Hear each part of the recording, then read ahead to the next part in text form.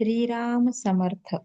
श्री समर्थ सद्गुरू ब्रह्मचैतन्य महाराज गोंदवलेकर यांची प्रवचने. 10 जानेवारी.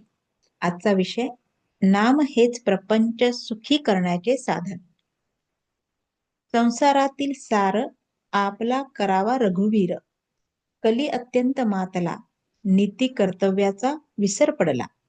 अनाचार होतसे फार, आता नाही रामा वाचून दुजा भाव. चोराने घरफोड केले, मग जागृतीचे कारण नाही उरले.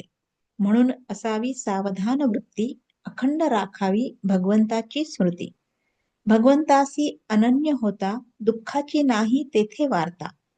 अभिमान वृत्ती सोडावी बरी, त्यास घडे रामसेवा खरी. सरे मीपणाची उरी, ब्रह्मरूप दिसे चराचरी. म्हणून ज्याने जन्माला घातले, ज्याने आजवर रक्षण केले, तो माझा धनी हे ठेवून चित्ती, भावे भजावा रघुपती. रामाचे भावे आपण, राम जोडावा आपण, हेच जन्माचे प्रपंचाचे मुख्य कारण. म्हणून रामाविण न मानी कोणी त्राता, धन्य त्याची माता पिता. प्रपंच तसा परमात्म्या वाचून, हे जसे अलंकार सौभाग्य वाचून. अलंकार सर्व घातले, पण सौभाग्य तिलक न लावले, तैसे रामाविण राहणे आहे खरे. ऐहिक आणि पारमार्थिक न जाणावे एकाहून एक परते. ऐहिक आणि पारमार्थिक सुख रामा वाचून नाही देख. म्हणून शुद्ध असावे आचरण, तसेच असावे अंतःकरण. त्यात भगवंताचे स्मरण, हेच प्रपंच सुखी करण्याचे साधन. रामचरणावर ठेवावा विश्वास, हेच परमार्थाचे भांडवल खास.